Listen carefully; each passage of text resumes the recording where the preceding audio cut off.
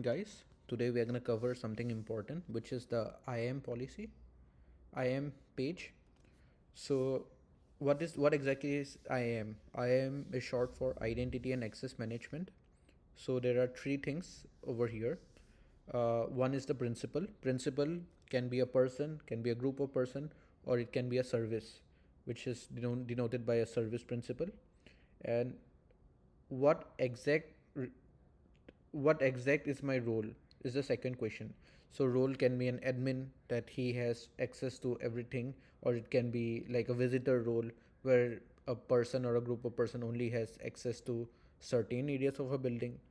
And let's say a person has visitor role, so there can be two classes of visitor. One can be like a super visitor where he has access to the swimming pool and other amenities, and there could be a normal visitor that can have access to uh, just like the reception or common areas. So the pool, the lobby, those are like the resources. The roles, which is like visitor normal and visitor superset, these are like the roles.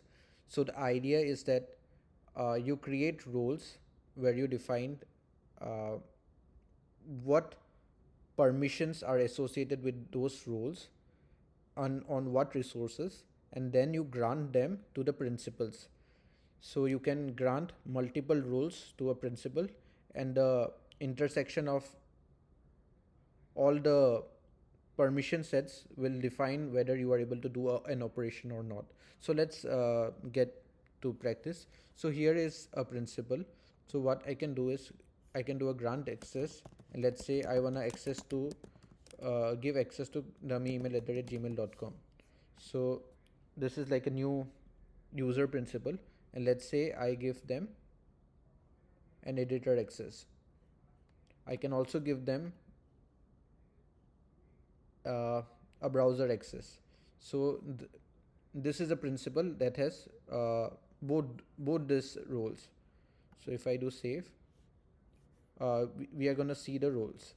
So there are certain, so these are the principles. You can associate roles, and you can also create new roles, or you can also use the predefined roles.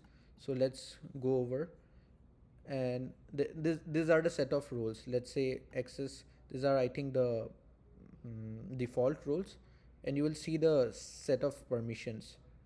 So if you do over here create from role,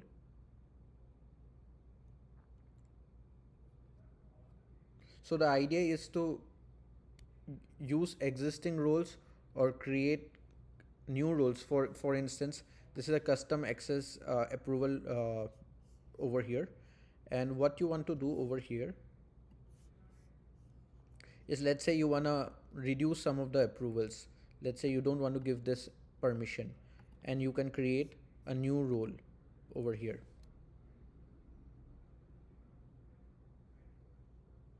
and you can associate this with a principal. So that's about it. It's nothing complicated, but it's helpful to understand how you can tie things together. I can also show one more thing. So let's say there's a bucket over here, right? uh, I am bucket Akash. So these are permissions, and you can grant access to,